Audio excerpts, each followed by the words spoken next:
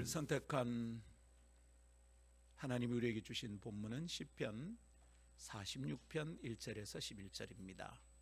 목사 입원하기 전 11월 마지막 주일 온라인으로 송출했던 예배에 성도들과 나누었던 말씀이죠, 그렇죠?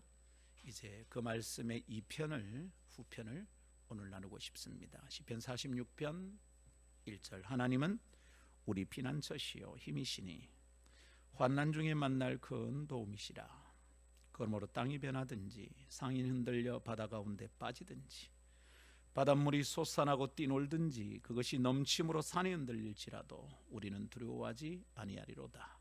한 시내가 있었나니요 흘러 하나님의 성 곧 지존하신 이의 성소를 기쁘게 하도다.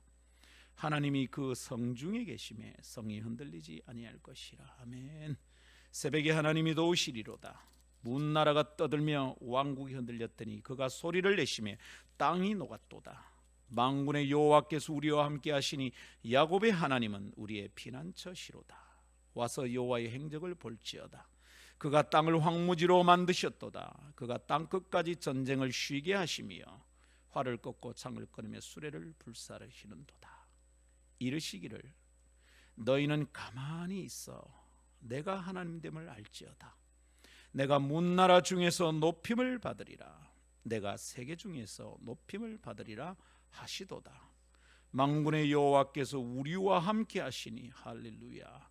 야곱의 하나님은 우리의 피난처시로다. 아멘. 이것은 하나님의 말씀입니다. 하나님의 말씀은 능치 못함이 없습니다. 할렐루야. 강아지도 자기 집 앞에서는 50점은 이기고 들어간다. 그런 의미를 가진 세속의 속담이 있는 줄 우리가 알고 있습니다. 그렇죠? 자기 집 앞은 내 편이 있는 곳이니까 그럴 겁니다. 온갖 도움과 응원을 받을 수 있을 것 같으니까 강아지도 담대해지는 겁니다. 그래서 명견이 아님에도 족보가 없는 강아지가 당당하게 이를 드러내고 왈왈거릴 수 있는 거죠. 짐승만 그런 게 아니고요, 사람도 그렇습니다. 아이들을 키우다 보니 사람도 그래요. 일방적으로 밀리고 있는 경우에도 아빠가 가까이 있음을 확인한 아이들이 갑자기 힘을 얻는 것, 그런 것을 여러분 보지 않았었습니까? 녀석 봐라, 아빠가 그리 힘이 되든 괜히 흐뭇해집니다. 괜히 내가 아빠라는 것이 뿌듯해집니다. 아이에게 아빠는 언제나 당당하게 행동하게 만드는 집 앞에 있는 존재죠. 그러나 그런 집 앞이 없는 상황에서는, 혹은 그런 아빠가 없는 존재는 늘 두렵습니다. 늘 자신감이 없어집니다.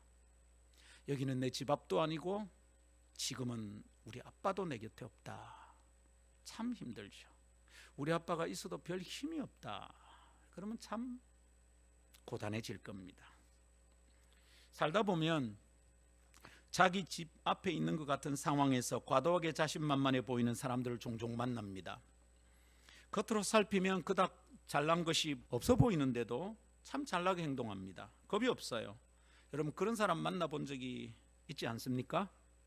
저는 뭐 때문에 저렇게 당당할까 싶습니다. 보잘것없어 보이는데도 별것 아닌 것 같은데도 아주 당당한 사람들이 있습니다. 그럴 때마다 생각합니다.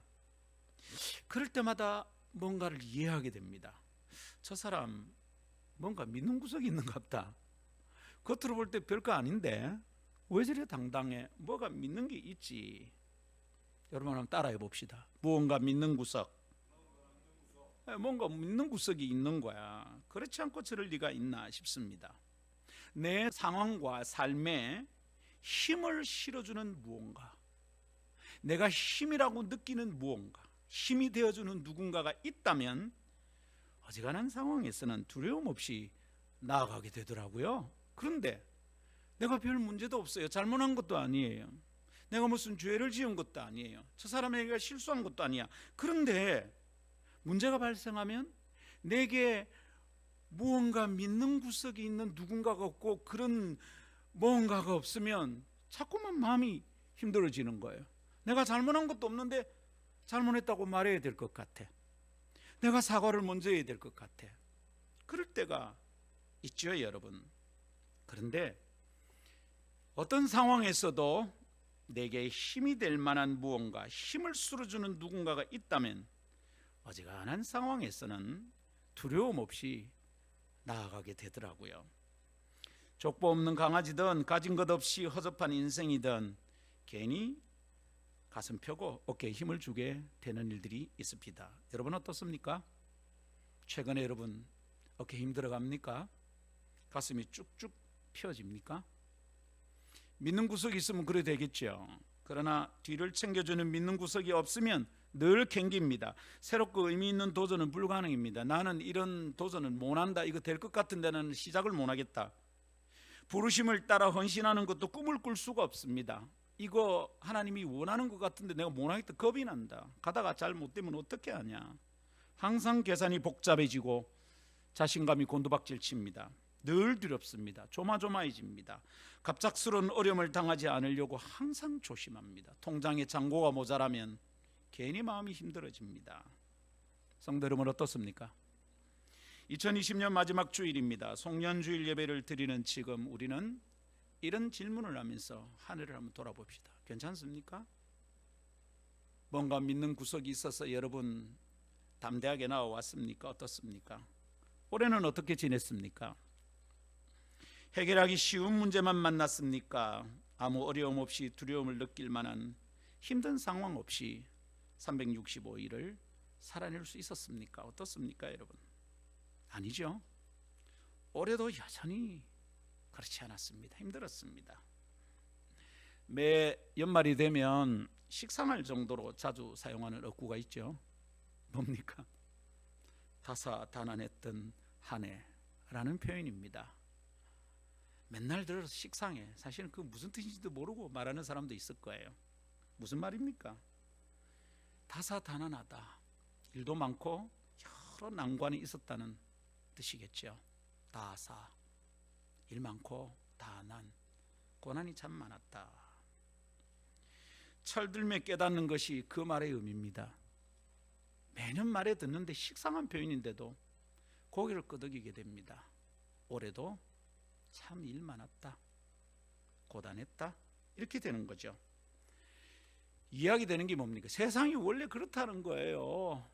좋은 것을 기대하고 연말에 왔는데 연말에는 항상 우리는 다사다난했다 이러는 거예요.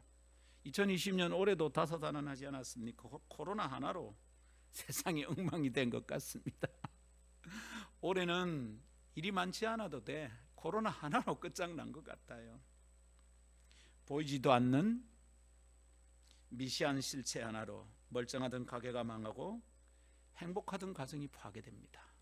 한 사람의 삶이 와르르 무너집니다. 잘 나가던 기업이 휘청거립니다. 위기다 싶을 만큼 두려움이 산처럼 덮쳐옵니다. 해일이 됩니다.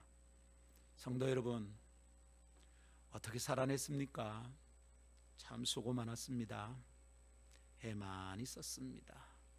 버티고 견디느라고 참 힘드셨죠. 하나님이 오늘 아침 잘해서 칭찬하는 게 아니라 한 해를 일까지 견뎌낸 것에 대하여 칭찬하는 줄 믿습니다. 할렐루야. 저를 따라하며 봅시다. 오른손을 다 내시고 자기 왼쪽 어깨를 다 감싸고 왼손으로 가슴을 토닥토닥하며 해주십시오. 저를 따라 말해보십시오. 저는 제 이름을 부르겠습니다. 여러분 여러분 이름을 부르십시오. 상건아 수고했다. 할렐루야. 주님이 오늘 아침 우리에게 이 마음 주시는 줄 저는 믿습니다. 잘해서 칭찬받는 거 아닙니다. 하나님의 뜻대로 마지막까지 걸어오면 하나님의 기쁨이 될 수 있음을 믿습니다. 여러분 참 수고했습니다. 대단한 결과를 만들지 못했다 할지라도 수고한 겁니다. 여기까지 버티고 견딘 것만 해도 잘한 것입니다. 그래서 성도들에게 박수를 보내고 싶습니다. 그렇지만 한켠 구석에 쌓여있는 한숨과 사그러들지 않은 두려움이 여전할 수도 있겠습니다. 이래도 예배 마치고 나면 또 해야 될 일이 있고 신경 쓰이는 일이 있겠습니다. 한 해 내내 시달리는 문제를 올해 해결을 못하고 내년으로 넘겨야 된다는 판단에 평안을 다 빼앗길 수도 있겠습니다. 내년에 그거 또 신경 써야 되는구나. 힘듭니다. 우리는 이런 상황에서 무엇을 할 수 있을까요? 상황에 밀리지 않는 믿음의 선택을 한다면 우리는 무엇을 붙들고 어떻게 나아가야 할까요? 대충 살아도 된다. 그러니까 문제가 있는 겁니다. 믿음으로 하지 않는 모든 것이 죄악입니다, 여러분. 지금 무슨 믿음을 사용해야 됩니까? 어떻게 해야 합니까? 우리는 믿는 구석이 있는 겁니까? 뭘 믿기에 무슨 믿는 구석이 있어서 한 해를 또 살겠다고 우리가 2021년을 맞이할 수 있습니까? 살아봤자 또 다사다난한 한 해가 될 건데, 우리가 괜히 당당해도 괜찮은 집 앞에 있고 어깨를 펼 수 있는 아빠가 있습니까? 그 아빠가 좀 힘이 있습니까? 질문이 많은 밤엔 잠 못 들기 십상이지만 말씀을 붙들면 답을 찾아 평안한 잠을 얻게 되는 줄 믿습니다. 성경은 하나님께서 피난처가 되고 힘이 되시는 분이라고 설명합니다. 무슨 말입니까? 믿는 구석이 있습니까? 물을 때 우리의 대답이 여기 있다 이 말입니다. 있습니다. 왔다, 그 집안에 당당한 분이 있는갑네. 아니요, 우리 집에는 아무것도 없습니다. 우리 가문 자체가 허접합니다. 근데 뭐가 그래 믿을 만하요? 내 하나님이 내 피난처가 되시고 내 힘이 되십니다. 할렐루야. 성경은 그 하나님께 하나님의 백성이 주목하라고 요청합니다. 그 하나님 의지하여 두려워하지 않게 된다고 주장합니다. 고단했던 한 해를 마무리하며 우리는 그 말씀을 붙들고 다른 날로 건너가 보기를 원합니다. 내년에는 이 하나님 붙들고 달라지는 한 해가 되기를 축복합니다. 첫 번째, 하나님의 백성은 피난처 되신 하나님께로 피합니다. 두 번째, 하나님의 백성은 힘이 되신 하나님을 의지합니다. 오늘 시편 46편은 위기다 싶을 만한 일을 보여줍니다. 그런 상황을 보여줘요. 그런 위기의 때는 두 가지가 필요해요. 하나는 우선 좀 급하게 피할 곳이 필요하고요. 두 번째는 잠시 피하고 힘을 얻고 나면 그 다음에 그 문제를 해결할 수 있는 힘을 좀 얻고 싶어요. 이런 고민이 우리에게 다 있어요. 지금은 잠깐이라도 좀 쉬면 좋겠다 싶을 때 피난처가 필요하잖아요. 좀 쉬고 나면 그 일을 해내야 되거든. 이 문제를 풀어야 되거든. 내가 힘이 없어. 이걸 해결할 힘이 있으면 좋겠다. 하나님은 피난처가 되시고 힘이 되십니다. 첫 번째 말씀 따라합시다. 하나님의 백성은 피난처 되신 하나님께로 피합니다. 할렐루야. 이 말씀을 견고히 붙드시기를 바랍니다. 시편은 하나님을 피난처라고 노래합니다. 피난처 뭡니까? 환난 중에 피할 곳이다 이 말입니다. 손발이 꽁꽁 얼던 초등학교 시절에 학교로 가는 길에 항상 형님들이 불을 좀 피워놓고 그냥 짱돌을 이렇게 좀 구워놓는 곳이 있어요. 요즘 같으면 발열 팩 이런 거지만 그때는 그런 게 없으니까 그 우리 학교로 가는 길에 그 장민고개를 넘으면 바람이 진짜 너무너무 셌거든요. 근데 그 넘기 전에 피난처야 말하자면 거기에 형님들이 항상 불을 피워놓고 이 돌을 구워놔요. 그럼 그 돌멩이 하나씩 주머니에 넣고 가면 거기 잠깐 머물다 가면 학교까지 갈 수 있어. 그냥 가면 못 가. 우리 인생에 그런 피난처가 필요할 때가 있어요. 잠깐만 좀 쉬면 좋겠다. 피난처는 환난 중에 피할 곳이란 말입니다. 문제를 해결하는 것도 좀 미루어 두고 이거 해야 되는데 해야 되는 줄 알겠는데 말고 그냥 그저 잠시 쉬고 싶다. 지금 내게 무슨 좋은 일이 생기는 것 말고 그건 기대도 하지 않는다. 잠깐만 좀 쉬고 싶다. 그런 거 말입니다. 비만 피해도 살 것 같은 때가 있잖아요. 빗방울이 너무 굵어요. 빗방울이 아파요, 여러분. 그럴 때 처마 밑에서 비만 잠시 피하고 가도 살 것 같을 때가 있잖아요. 잠깐만 그 독촉하는 빚쟁이들부터 누가 조금만 숨겨만 줘도 숨을 쉴 것 같은 날들이 있잖아요. 우리 아버지 지금 집에 없습니다. 아가 나가서 그 말할 때 아버지가 마음이 편안해질 때가 있다. 근데 나가서 일한다. 우리 아버지가 집에 없다고 말하라요. 이놈의 자식이 이게 뭐한 짓인가. 쉴 곳이 없어. 그 피난처가 필요한 인생의 순간이 있습니다. 우리 이거 알고 있습니다. 이때만 좀 넘어가면, 요것만 좀 숨 좀 쉬고 지나가면 좋겠다. 아니 일이 해결이 안 돼도 괜찮다, 요때 좀 쉬고 가자, 그런 피난처가 필요할 때가 있다 이 말입니다. 중학교 시절 참 정말 가난했습니다. 신발이 미창하고 위에가 갈라져서 너덜너덜한 쓰리바처럼 막 덜럭덜럭 하는데 그걸 엄마가 바느질로 밤새 기어 놓습니다. 그럼 하루 딱 씁니다. 그걸 신고 집에 올 때면 또 이 앞창이 덜덜덜덜합니다. 그렇게 살았을 때입니다. 비 오는 날이 너무 걱정인 거예요. 신발 젖는 것도 젖는 거, 우산이 집에 없어요. 그 참 가난한 집안의 장남이 비만 오면 학교 가는 일이 기가 막힌 과제가 되었던 시간이 있었습니다. 여러분 어쨌느냐 하면 빗방울이 조금 느슨해진다 싶으면 와르르 달려가는 거야. 그리고 좀 심해진다 싶으면 치마 밑에 피하고, 버스 정류소에서 내서 우리 학교까지 가는데 거리가 좀 됐어요. 처마 밑에 그냥 그때 참 가난할 때니까 우산 없이 처마 밑에 옹기종기 모여있는 중학생들이 참 많았어. 그러면서 등교를 하고 하교를 했던 시절이 있습니다. 그런데 그럴 수도 없이 쏟아지는 비를 고스란히 맞으며 집으로 돌아가야 했던 어느 날을 기억합니다. 정류소에 있는데 막 좌좌좌작 쏟아지는 거예요.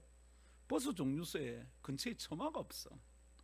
근데 그날 부산여고 교복을 입은 천사 같은 한 누나가 다가와서 나한테 우산을 딱 가려줍니다. 그 누나 옆에 서서 우산을 같이 쓰고 있었습니다. 잊지를 못합니다. 세상에 그렇게 고마운 우산이 또 있을까? 피난처였어요. 그 누나가 우리 집까지 동행해 준 것도 아니에요. 같은 방향도 아니고 그 뒤에 그 누나를 한 번도 본 적도 없어요. 얼굴도 기억나지 않아요. 근데 잠깐 집으로 가는 버스가 올 때까지, 제가 버스 탈 때까지 씌워줬어요. 아마 누나는 자기가 타는 버스가 와도 안 탔던 것 같아요. 조그만 중학생이 비를 맞고 벌벌벌 떨고 있는 게 너무 마음이 아팠던 거죠. 분명히 예수쟁이일 거야. 지금 아마 뭐 아주 신앙 좋은 권사님이 되어 계시든지 그렇지 않을까 싶은 생각을 합니다. 잠깐 버스, 내가 탈 버스가 올 때까지 정류소에서 피를 피하게 도와주었습니다. 잠시 피해갈 수 있는 곳, 뭐? 피난처. 피난처가 필요합니다. 거기서는 문제가 다 해결되지 않아도 괜찮습니다. 거기서 진짜 상다리 부러지는 밥을 먹지 않아도 괜찮습니다. 누가 거기서 수백만 원, 수천만 원으로 도와주지 않아도 괜찮습니다. 필요한 건 뭡니까? 비를 피하는 겁니다. 쏟아지는 화살을 피하는 겁니다. 지나가는 태풍을 피해서 잠시 숨어 있는 겁니다. 나를 찾는 대적의 눈으로부터 잠깐 피해 있는 겁니다.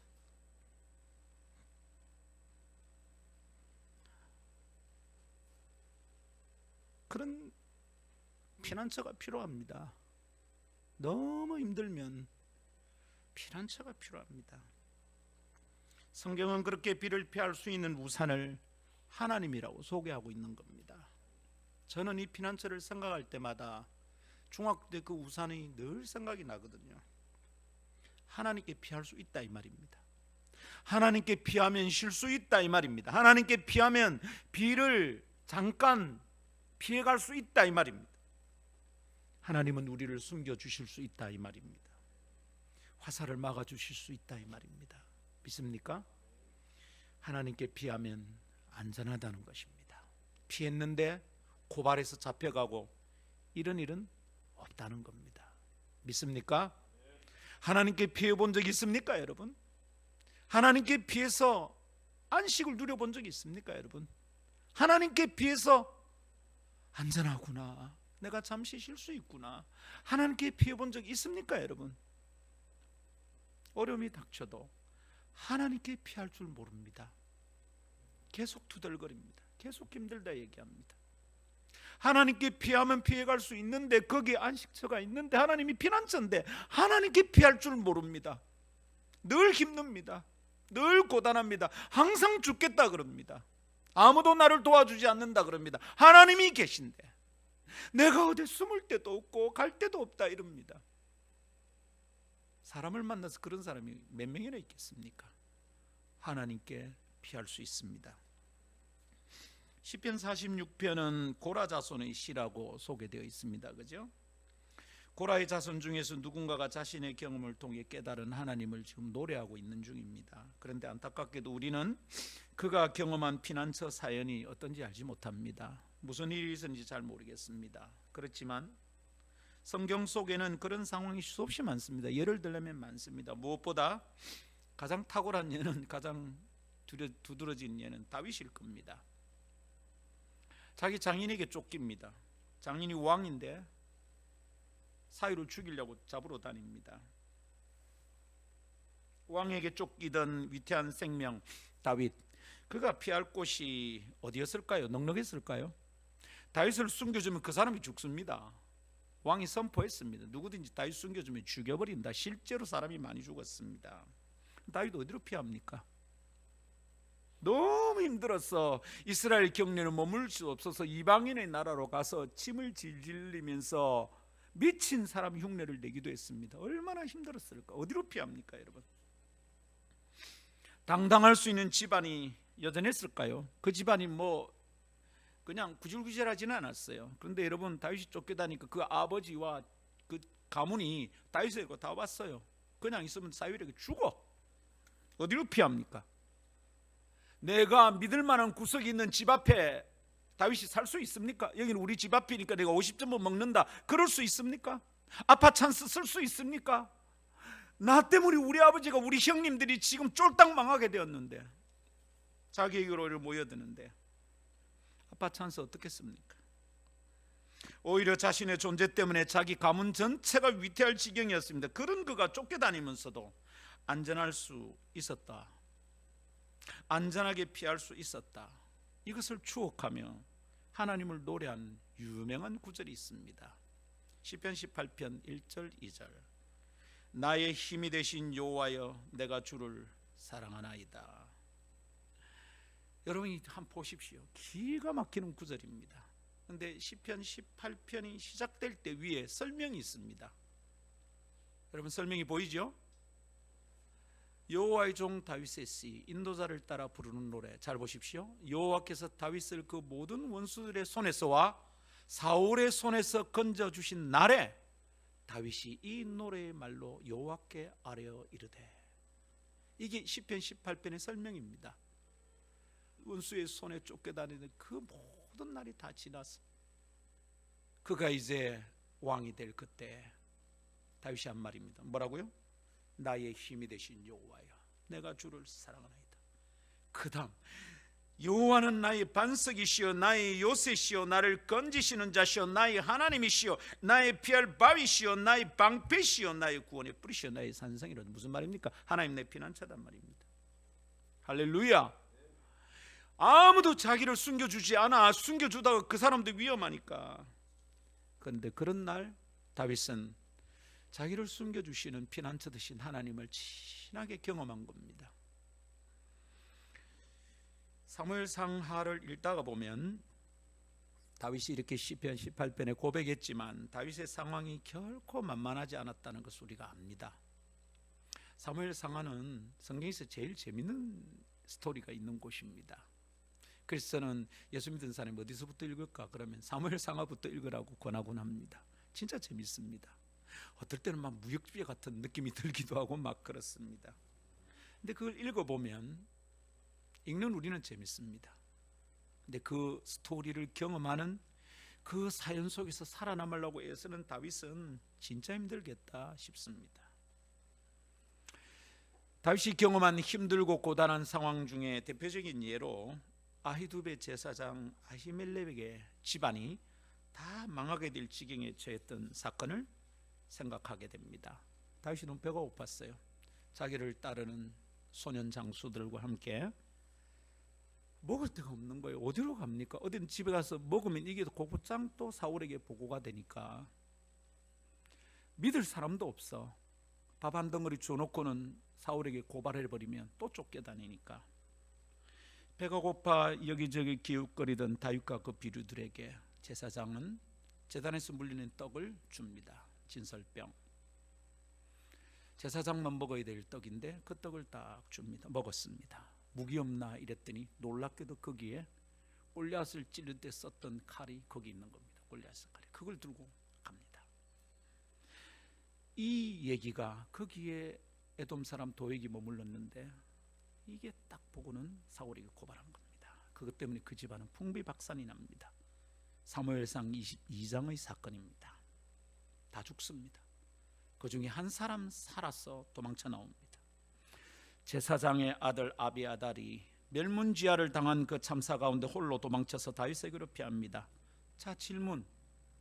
여러분, 다 죽어가는 집안 제사장이지만 이 사울 칼을 다 죽었어. 근데 한 사람 아들 하나 남았어. 아비아달이 도망쳐서 피해갑니다. 어디로 갔다고요? 다윗에게로 피했습니다. 여러분 잘 들어보십시오. 다윗 때문에 죽고요, 다윗을 왕이 또 쫓아갑니다. 다윗이 안전합니까? 아비아달이 다윗에게로 피합니다. 다윗에게로 피해? 여러분 같으면 다윗에게로 피하겠습니까? 만일 내가 지금 위기를 겪었는데 김영관 집사님이 큰 사고를 쳐가 지금 형사에게 쫓기가 있어.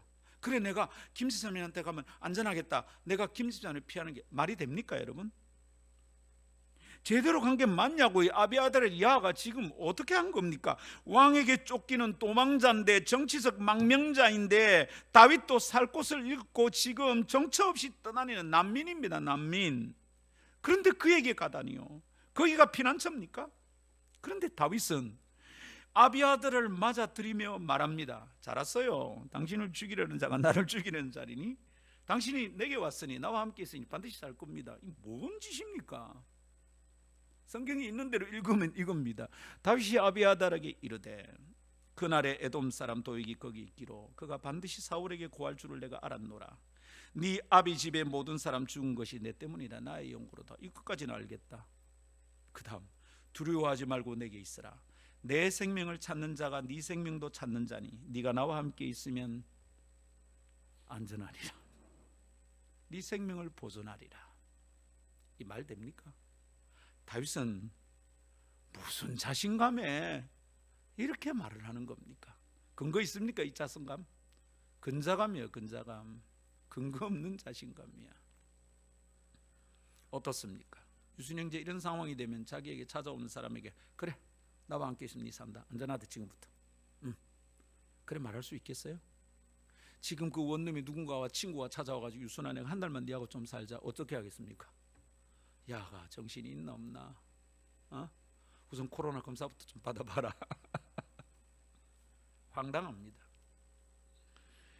상식적으로 현실적인 현실의 상황을 생각하면 이거 진짜 기가 막힌 일입니다. 여러분, 성경 쉽게 읽으면 안 됩니다.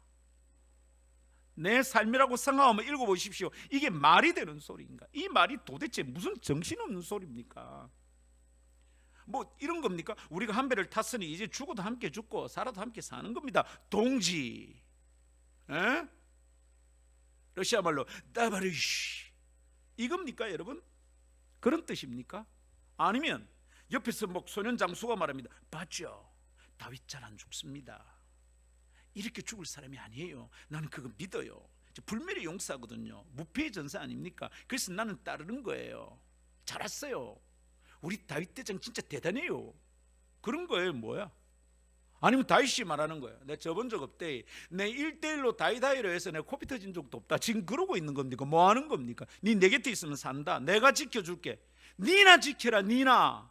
왕이 너를 죽이려고 한다. 여러분, 지금 어떤 상황입니까? 다윗이 자신감이 있는 겁니까? 내 힘이 있다지. 내 사울의 군대 적어도 내가 한 100명쯤 다 쓸어버린다. 지금 그런 겁니까? No. 다윗의 말은 그런 뜻이 아닙니다. 다윗은 무슨 말을 하고 있는 겁니까? 다윗은 그 자신이 지금 하나님께 피해 있었던 사람인 거예요. 다윗은 자신이 하나님을 피난처 삼아 하나님의 우산 아래 머물고 있는 사람인 거예요. 그가 붙드는 건 오직 그거예요. 나와 함께 있는 장수가 싸움을 어때? 쟤는 칼을 잘 쓰고 야는 창을 잘 쓰고, 쟤는 돌멩이를 던지면 100m 바깥에 있는 아도 맞으면 맞박에 구멍이 뚫린다. 뭐 그런 겁니까? No. 다윗이 붙드는 것은 오직 하나님입니다. 할렐루야. 다윗이 알고 있는 거 오직 하나입니다. 뭡니까? 하나님께 피하는 자는 안전하다는 겁니다. 그분이 피난처가 되시니 내 생명이 보존된다는 믿음을 가지고 행동하고 있는 중입니다. 이 믿음이 없으면 이스라엘 경내에서 왕의 눈을 피해서 어떻게 살아남을 수 있습니까? 그리고 다윗의 전 삶을 통하여 우리는 하나님께서 피난처가 되시는 증거를 사무엘상하를 읽어보며 알게 됩니다. 그분은 피할 바위가 되고 산성이 되고 숨기시는 그늘이 되시는 하나님이십니다. 이 하나님을 우리는 다윗을 통하여 만나게 됩니다. 다윗은 자기의 삶 속에서 이 하나님을 수없이 경험하는 겁니다. 그리고 원수의 손에서 벗어나던 그날에 시편 18편 1절 2절을 고백하는 겁니다. 나의 힘이 되신 하나님이여 내가 주님을 사랑합니다. 이 고백 여러분의 고백 되기를 바랍니다. 이 고백이 가능한 경험을 피난처 되신 하나님을 꼭 경험하게 되기를 축복합니다. 그렇다면 지금 우리도 하나님께 피할 수 있습니까? 그때 다윗의 피난처가 되신 하나님 우리의 피난처가 되십니까? 그렇죠. 이게 믿음입니다. 그런데 하나님께로 피하면 어디로 피하는 겁니까? 내비게이션으로 찍으면 어디로 가자고 해야 합니까? 예배당입니까? 그럴 수 있습니다. 그러나 아닐 수도 있습니다. 예배당에 가는 게 하나님께 피하는 것인 줄 믿고 와서 엎드리고 기도하면 제대로 가는 것 맞습니다. 근데 예배당에 가야만 기도가 응답될 것 같고 거기라도 가야 될 것 같고 여기 안전합니까? 다윗이 피한 곳이 내비게이션 상으로는 어디입니까? 좌표가 어디입니까? 주소가 어디입니까? 몇 번지입니까? 광야였잖아요. 숲을 속이었잖아요. 아무 장치도 없는 안전장치도 없는 센서가 뭐 달려있지도 않은 그냥 동굴 속이었어요. 거기가 GPS 좌표로 어떻게 됩니까? 그거 어디입니까 여러분? 여러분 그 어딘지 알겠습니까? 그거 찾을 수 있겠습니까? 우리도 피해야 된다면 그럼 나는 어디로 피합니까? 주소 어디입니까? 몇 번지에 가면 됩니까? 나를 숨겨줍니까? 의미 없습니다 여러분. 그 친구에게 가면 돈 100만 원쯤은 빌릴 수 있을 거다. 의미 없습니다 여러분. 그냥 하나님께 피했습니다. 하나님을 신뢰하는 마음으로 어디든지 피했습니다. 그런데 다윗이나 지금 우리나 실제로 어떻게 피하고 있습니까? 그게 믿음이 아니면 곤란합니다 여러분. 하나님 경험할 수 없습니다 여러분. 여러분 어디로 피합니까? 급한 일을 당했을 때 여러분 어떻게 하냐고요. 제 말은 재정적으로 어려움을 겪으면 여러분 어떻게 하냐고요. 누군가로부터 공격을 당할 때 여러분 어떻게 하냐고요. 문제가 꼬여들어서 이 큰일 났다 이 망할 것 같다 싶을 때 여러분 어떻게 하냐고요. 하나님께 피해 피난처인데 그러면 그런 급한 일을 당했을 때 돈도 없고 막 궁급하고 코로나는 감염이 돼서 병원에 가라고 여러분 떨립니다 여러분. 아십니까? 염증이 다스려지질 않습니다. 겁이 납니다. 3번의 고비를 넘겼습니다. 어떻게 합니까? 어디로 피합니까? 하나님께 피한다는 거 그럴 때 뭡니까? 어떻게 하는 겁니까? 잘 들으십시오. 다윗에게서 배울 수 있습니다. 하나님께 피한다는 것은 지금 하나님의 뜻 안으로 피하는 겁니다. 다윗은 사울을 한 칼에 죽을 수 있는 상황에서도 칼을 들지 않습니다. 뭐라 그럽니까? 하나님께서 기름 부은 종을 손대지 않는다. 뭐죠? 하나님의 뜻, 하나님의 주권 신경 쓰고 있는 겁니다. 옆에서 장수들이 지금이 기회입니다. 저거 죽여버리십시오.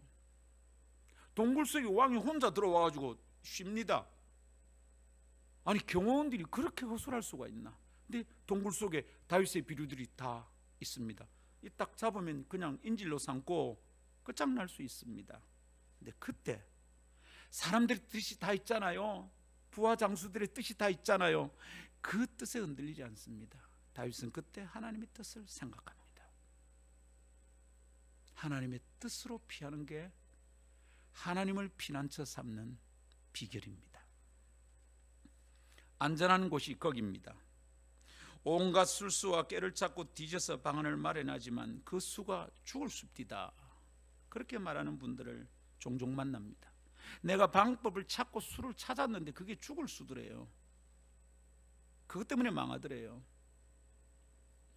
답답해서 숨이 멎을 듯 할 때 우리는 무슨 수를 써야 합니까? 하나님의 뜻을 잡고 붙잡아야 합니다. 지금 이거 무슨 뜻이지? 왜 일이 꼬여들지? 세일의 저녁 기도를 시작하는데 나흘하고 우리가 보냈습니다. 여러분 그거 뜻을 찾았습니까 혹시? 이거 뭐지? 목사님이 석주간 넘게 병원에 있다. 이거 뭐지?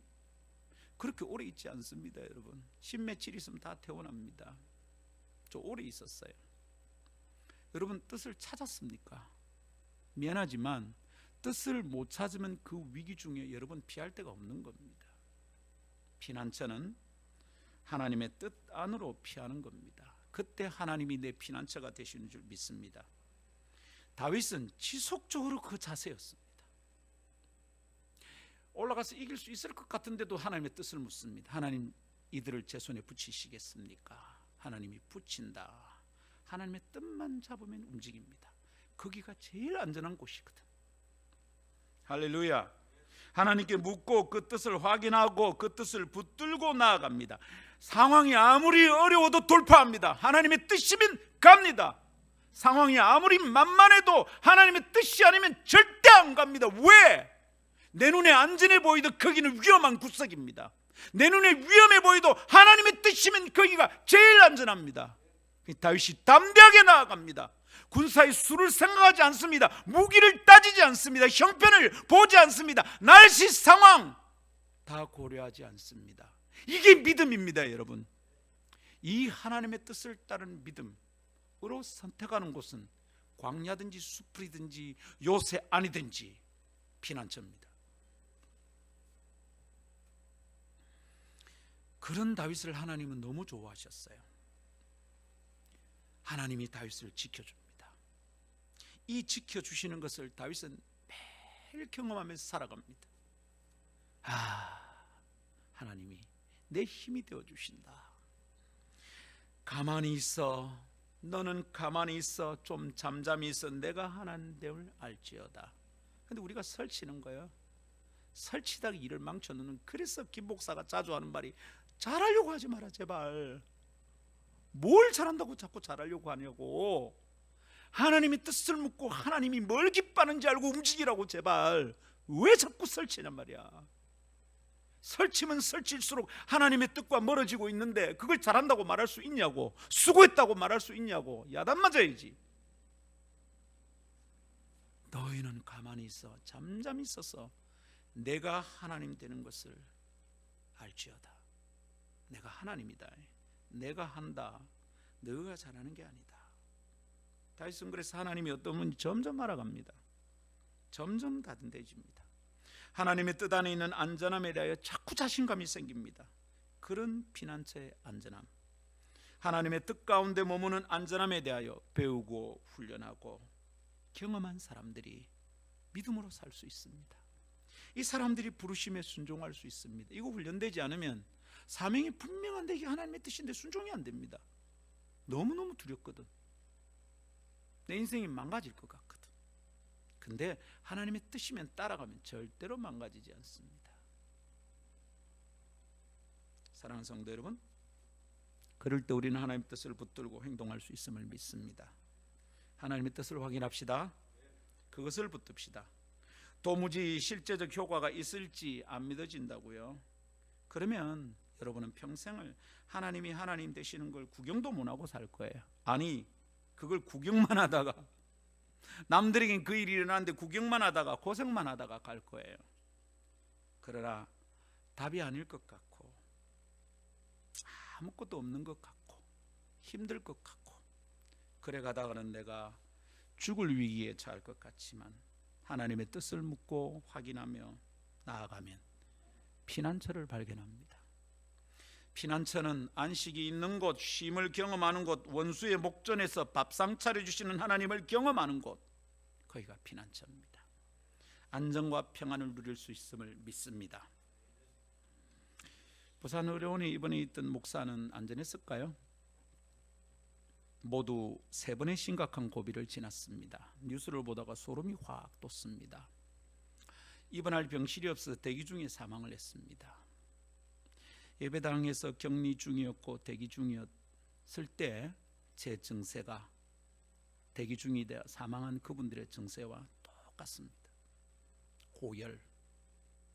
저 혼자서 목양실에서 얼마나 힘든 줄 압니까? 그때 영하로 떨어졌어요. 목양실이 따뜻합니까? 편안합니까?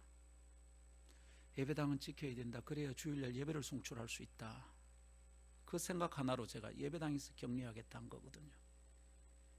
근데 제가 그 증세가 발현될 줄 몰랐어요. 처음 검사는 음성이었으니까. 병원에 가서 뉴스를 보다가 제가 진짜 위험한 순간을 지났구나. 대기 중에 사망. 저도 대기 중에 사망할 수 있는 증세가 똑같았어요, 여러분. 내가 죽을 수 있었던 것이구나. 병원도 아닌 곳에서 아무 처방도 치료도 받을 수 없는 곳에서 목사는 어떻게 되었을까? 약한 모습 보이지 않으려고 제가 아무에게도 말하지 않았습니다. 그 당시 그 얘기를 하면 얼마나 걱정했겠어요. 가만히 버텼습니다. 여러분, 그렇지만 목사가 머물던 곳은 의료적 도움을 받을 수 없어 위태하던 예배당이었거나 적절한 진단을 받고 약물을 사용해 치료를 받을 수 있었던 병원이었거나 상관없이 하나님 안에 있는 피난처였다는 것을 깨달았습니다. 여러분, 그냥 적당히 하는 말 아닙니다. 저 진짜 온몸으로 깨달았어요. 하나님 안에 있는 게 피난처구나. 그걸 깨달았어요. 새벽마다 3시 반이면 딱 일어납니다. 병실에 다른 사람 다 자는데 저 혼자 새벽 기도합니다. 눈물이 막 나는 거예요. 약을 쓸 수 있으나 없으나, 병원에 있으나 목양실에 있었으나 하나님이 계시는 곳이 내 피난처였구나.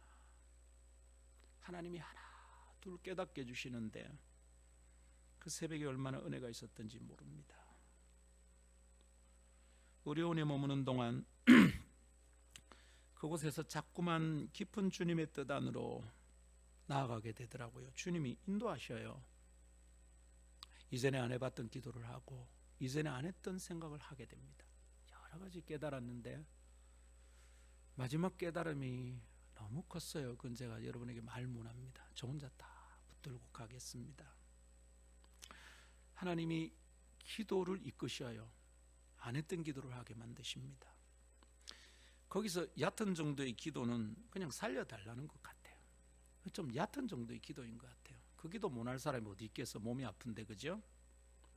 그것도 물론 중요한 기도입니다. 그러나 깊고 중대한 기도는 하나님 저 병 낫게 해주세요. 빨리 나가고 싶어요. 안 죽게 해주세요가 아니라 하나님의 뜻을 찾고 구하는 기도였습니다. 하나님 여기 왜 눕혀놓으셨습니까? 저를. 그리고 한번 염증 수치가 다 떨어져서 의사가 오늘 내일 퇴원합시다 했는데 제가 갑자기 또 치솟았거든요. 이거 왜 이러시는지, 하나님 안에서 깨달아야 될 걸 내가 다 못 깨달았구나 라는 걸 알겠더라고요. 새벽마다 계속 물었습니다. 하나님, 제가 더 깨달아야 될 게 뭡니까? 이번에 참 많이 배웠습니다, 여러분. 제가 아직도 배울 게 너무 많다는 게 참 부끄럽습니다, 여러분. 여러분이 믿고 따르고 강론을 들어주는 이 목사가 참 부족합니다, 여러분. 아직도 배울 게 너무 많습니다. 살려달라는 기도보다 하나님의 뜻이 무엇인지 찾고 구하는 기도가 중요하다는 걸 알았습니다. 깨달음을 주실 때마다 평안이 내 영혼을 가득 채웠습니다. 어려운이 아니라 기도원이었고요. 거기는 하나님의 품 안이었습니다. 주님의 보좌 앞이었습니다. 그래서 거기 머무는 것이 안전했습니다. 의사와 간호사의 도움을 받으니 안전하다. 예, 그럴 수 있습니다. 그럼 아니요. 네, 아니요. 둘 다입니다. 의사와 간호사의 돌봄을 받을 수 있으니 안전합니다. 네, 근데 아니요. 왜요? 주님의 피난처니까. 의사와 간호사의 도움으로 내가 안전한 것만은 아닙니다. 주님의 뜻을 붙들 수 있었으니까. 성도 여러분, 우리 피난처가 되시는 하나님께로 피합시다. 거기가 어디라고요? 하나님의 뜻 안입니다. 하나님의 뜻 안이 아니면 항상 불안합니다. 안전하지 않습니다. 괜히 어깨 힘줄 수 없습니다. 우리 집 앞이라고 50점 먹고 그런 거 없습니다, 여러분. 하나님의 뜻을 붙들 때 가장 안전합니다.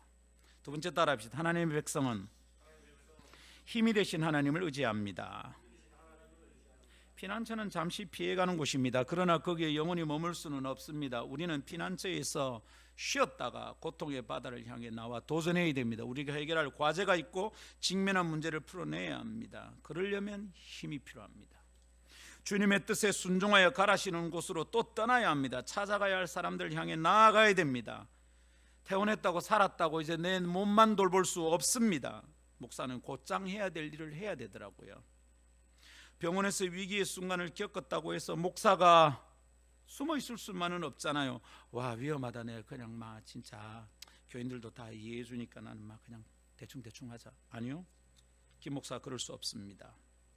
다시 주님이 부르시는 자리로 나아가야 하지 않겠습니까? 무슨 힘으로요? 무슨 힘으로요? 걷는데 다리가 후들후들 떨립니다. 그런데도 목사님 하루 종일 신방하고 그러십니까?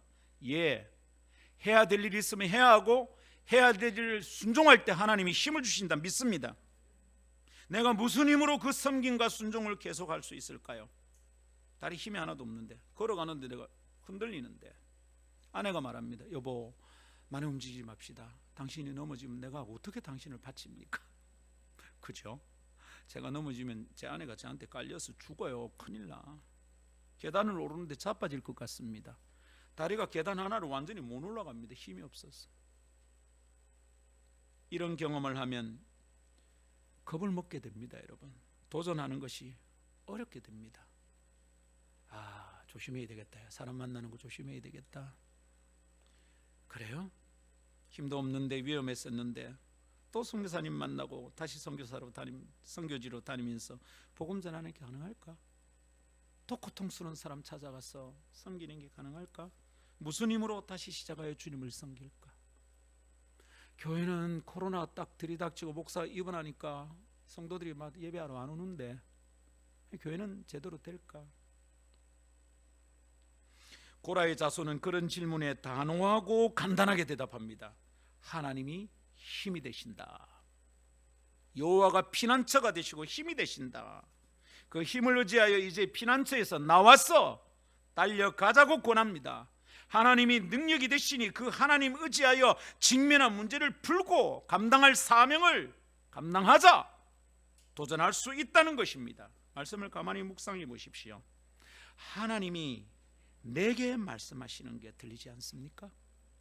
여러분 각자에게 주님이 말씀하시는 게 들리지 않습니까? 아들아, 내 딸아, 내게 능력이 있다. 나를 의지하거라. 너희는 가만히 있어. 내가 하나님이라는 것을 좀 알아야 되겠다. 알게 될 것이다. 이 얘들아, 나를 의지하라.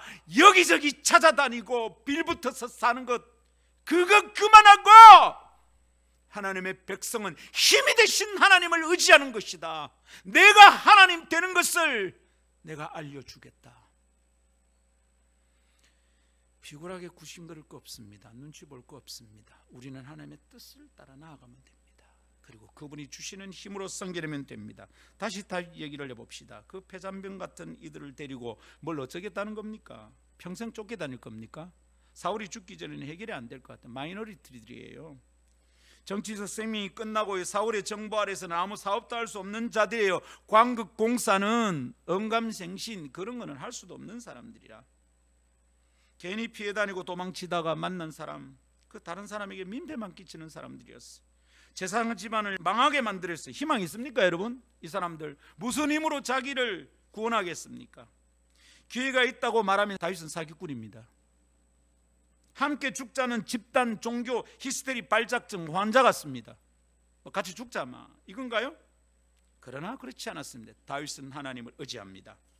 그리고 신기하게도 그 하나님을 의지하는데 다윗은 자꾸만 힘을 얻고 또 얻습니다. 자꾸만 사람이 모여들고 또 모여듭니다. 쫓겨다니는 도망자인데 사람들이 자꾸 모여듭니다. 자꾸 힘을 얻고 또 얻습니다.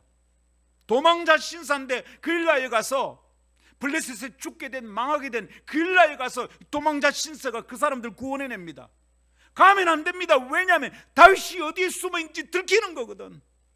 숲속에 동물 속에 숨어 있는데 다윗이 그일라의 거민을 지키려고 왔다 소문나면 사울에게 표적이 됩니다. 실제로 그랬습니다. 사울이 표적 삼아 갔습니다. 이 사람 왜 이러는 겁니까? 지 목숨도 지키기 힘든데 위기에 처한 다른 사람, 블레셋에 공격받고 있는 동족을 지키러 갑니다. 왜 이러죠? 하나님을 의지하고 하나님의 뜻을 붙들고 있습니다. 순종하는데, 하나님을 의지하는데 자꾸만 힘을 얻습니다. 자꾸만 사람들이 모여듭니다. 객관적으로는 가능하지 않은 일들을 해냅니다. 능력자가 아니면 불가능한 일을 해냅니다. 저거 뭔가 믿는 구석이 있으니까 저러지, 맞습니다. 뭔가 믿는 구석이 아니면 그 상황에서 그렇게 할 수 없습니다. 다윗이 믿는 구석이 뭡니까 여러분? 나의 힘이 되신 여호와요, 내가 주님을 사랑합니다. 이게 아니면 여러분 믿음이 아닌 겁니다. 지옥 안 가고 천국 가는 정도를 믿음이라고 생각하고 사니까 처참하기 그지없는 겁니다. 하나님은 내 힘이 되신다. 그래서 나는 하나님을 의지할 수 있다. 다윗이 분명히 도망자인데 왕이 야를 따라잡지를 못해요. 주위에서 알게 됩니다. 아, 이거 뭔가 있다. 이 사람한테 뭔가 있다. 여러분, 그 뭔가가 뭡니까? 성도들, 그대들은 그 뭔가가 뭔지 알겠습니까? 하나님이죠. 하나님의 능력이죠. 할렐루야. 그걸 보고 확인한 자는 삽니다. 다윗은 이 자신감이 있었던 거예요. 여호와는 나의 힘이시다. 그러니까 아비아다라니 내한테 자랐다. 너 이제 안전하다. 네 생명이 보존될 거다. 개난 똥꼬지 근거 없는 자신감이 아니라 하나님이 내 힘이 되신다는 것을 알았던 거예요. 하나님의 백성은 힘이 되신 하나님을 의지한다는 것을 믿고 실제의 삶에서 고백하고 결단하고 선택하고 행동하고 살았던 겁니다. 날렵한 조둥이만 놀리는 것이 아니라, 멋진 말로 하고 끝낸 게 아니라 구체적인 삶의 선택으로 하나님이 내 힘이 되신다는 걸 믿고 선택했던 겁니다. 그 능력을 의지하면 이길 수 있습니다. 그 능력을 사용하고 누릴 수 있는데 재밌습니다. 담대해집니다. 믿는 것이 믿는 것 같습니다. 근데 이게 잘 안 되잖아요. 성도들이 하는 얘기들 중에 제가 듣기가 힘든 얘기가 있는데 그게 뭐냐면 이겁니다. 아, 우리 교회도 힘 있는 장로님 좀 계시면 좋겠다. 좀 힘 있는 분이 오셨으면, 아이고, 그럼 우리 목사님이 참 말씀도 좋고 좋은데 교회가 좀 빨리 일어설 낀데, 아, 우리 교회 사람이 좀 늘었으면 좋겠다. 교회는 늘 그런 소원을 가지고 있습니다. 그게 기도라면 응답되어야 되는데 그거 잘 응답이 안 되는 것 같아요. 어떤 변화도 없어요. 생각해 본 적 있습니까? 그런데도 그런 얘기를 계속합니다. 부탁드립니다. 오늘부로 그런 말 하지 마세요. 목사가 듣기 진짜로 제일 힘든 얘기 중에 하나입니다. 우리 교회 힘든 사람 좀 있으면 좋겠다. 우리 목사님 곁에 진짜 돈 좀 있는 장로님 있으면 좋겠다. 그런 말 하지 마세요. 하나님을 모독해도 그렇게 모독할 수가 있겠습니까? 응답돼야 되는데 그 응답이 안 돼. 그게 기도라면 기도도 안 하고 말만 하는 거지. 잡다한 얘기를 하는 거예요. 여러분, 믿음 아니고요. 그런 말 하면 안 돼요. 목사님은 어떠세요? 그러면 목사님은 힘 있는 장로님 있으면 안 좋아요? 좋아요. 목사도 좀 그랬으면 싶을 때가 있어요. 좀 힘쓰는 장로님이나 뒤를 좀 봐주시는 권사님 같은 분이 우리 교회에 오신다면 좋겠습니다, 여러분. 그런데 질문합니다. 대답해 보십시오. 그러면 진짜 좋을까요? 그런 힘 있는 분이 우리 교회에 계시면 진짜 좋을까요? 우리 그런 분이 있었었어요. 좋았어요? 그런 상황이 되면, 그런 힘 있는 분이 우리 교회에 있으면 우리는 누구를 의지할까요? 우리의 못된 습관으로 볼 때 뻔할 뻔합니다. 하나님의 능력을 의지하지 않죠. 그 힘 있어 보이는 장로님을 의지하겠죠. 우리에게 한 번씩 큰 돈을 헌금하는 그분들을 의지하겠죠. 자꾸 그분의 주머니를 살피게 되겠죠. 그리고는 하나님이 가장 싫어하는 꼴이 벌어지는 겁니다. 그게 우상숭배입니다, 여러분. 하나님을 의지하지 않고 힘 있어 보이는 사람을 의지하는 게 우상숭배입니다. 여러분, 앞으로 그런 말 하면 안 됩니다. 사람 좀 늘어나면 좋겠다. 힘 있는 사람 오면 좋겠다. 아니요. 그러다 그 사람도 망하고 나도 망하고 교회도 죽을 씁니다. 교회는 힘이 되신 하나님을 의지합니다. 믿음 있는 하나님의 백성은 나의 힘이 되신 하나님을 사랑하고 의지합니다. 성도들이요, 그러니 힘 있는 사람이 있으면 좋겠다는 생각을 당장 멈추세요. 그딴 생각과 기도 때문에 교회가 힘들어지는 겁니다. 목사님 할 수 있잖아요. 아니요, 할 수 없는 겁니다. 그런 말 하면 안 됩니다. 전능하신 하나님을 의지합시다. 그런 기도를 드립시다. 그리하여 교회가 힘을 얻고 또 힘을 얻읍시다. 하나님은 그분을 찾는 자들에게 상을 주시고 힘을 주시고 그 사람을 사용하고 싶어 하시는데, 자꾸만 힘 있는 다른 사람을 보내달라고 하니까 그 사람이 늘 그 자리에 있는 겁니다. 그 사람이 안 자라는 겁니다. 그 사람이 잘 될 수가 없는 거예요. 자꾸 다른 힘 있는 사람 보내달래. 하나님이 이 사람이 하나님을 의지하면 이 사람을 잘 되게 해서 힘있게 만들고 싶은데 자꾸 힘 있는 사람 보내달라고 해요. 하나님의 교회에서 이 사람은 제외되는 거죠. 큰일 나는 겁니다. 하나님이 그 사람을 힘 있는 사람으로 만들어 쓸 수가 없는 거예요. 늘 맨날 그 자리에서 뱅글뱅글 도는 거예요. 죽겠다 죽겠다 하면서 살아가는 거죠. 오해하지 마세요. 그러나 이것은 하나님 저 잘되게 해주세요, 잘되게 해주시면 제가 주님의 일을 하겠습니다, 이리 기도하자는 게 아닙니다. 여러분, 주님, 제가 주님을 의지합니다. 저는 하나님 의지합니다. 하나님께서 내 힘이 되어주세요. 하나님이 하나님 되심을 제 삶을 통해서 좀 증거해 주세요. 하나님 높임을 받으세요. 그렇게 하나님을 의지하는 것, 이거 하자는 겁니다. 아멘. 그렇게 기도하고 하나님만을 의지하여 살아가자는 겁니다. 이게 기독교요, 이거 예수 믿는 거요, 이거 하나님을 믿는 겁니다. 그렇게 하나님의 능력을 의지하며 기도하는 동안 우리는 힘을 얻고 또 얻어 그 사람 자신이 힘 있는 사람이 되는 겁니다. 다윗은 도망자였지만 왕에게 죽을 것 같았지만 하나님이 능력됨을 믿고 하나님을 의지하는 동안 하나님이 이 사람이 힘을 얻고 더 힘을 얻어 힘 있는 사람 되게 만들어 주셨습니다.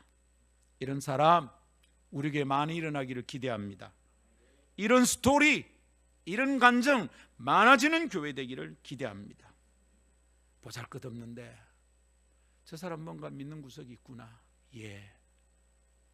아이고 뭐 큰아버지가 아니고요. 아이고 고모가 아니고요. 아이고 뭐 친구가 아니고요. 그럼 누가? 하나님이 내 힘이 되십니다. 할렐루야. 주님은 오늘 아침에도 그래서 말씀하고 계십니다. 얘들아, 나를 의지하거라. 내가 너의 힘이다. 내가 하나님이라는 것을 좀 가만히 서서 확인하거라.